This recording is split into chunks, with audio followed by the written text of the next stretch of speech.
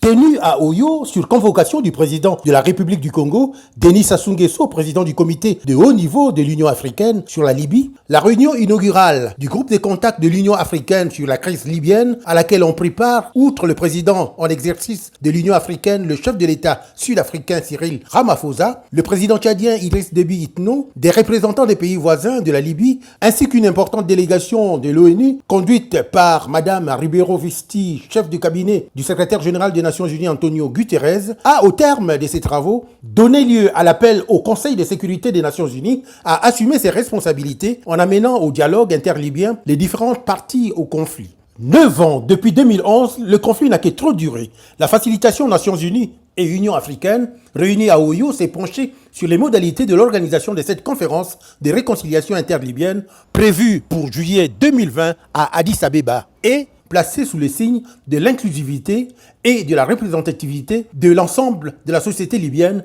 pour une solution durable à la crise. Les Libyens doivent prendre leur destin en main. Le groupe de contact a examiné l'état de mise en œuvre des conclusions de la conférence de Berlin de manière inclusive, y compris l'instauration et le respect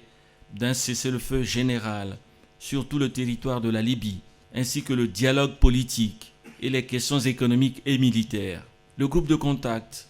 a réaffirmé la détermination de l'Union africaine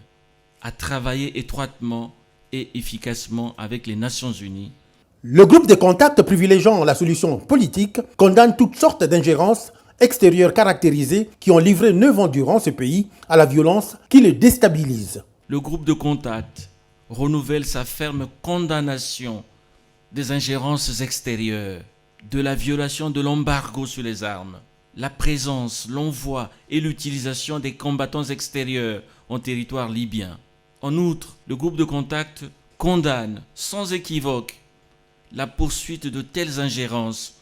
essentiellement motivées par des intérêts nationaux et le pillage des ressources naturelles libyennes. Les participants au sommet de Oyo ont salué le leadership du président du comité de haut niveau de l'Union africaine sur la Libye, le Congolais Denis Sassou Nguesso. Ce dernier a indiqué que l'Afrique doit parler d'une seule et même voix. Ayant la langue et la pensée proches du cœur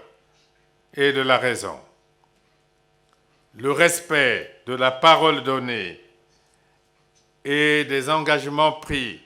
devra, pour l'ensemble des acteurs de ce conflit, demeurer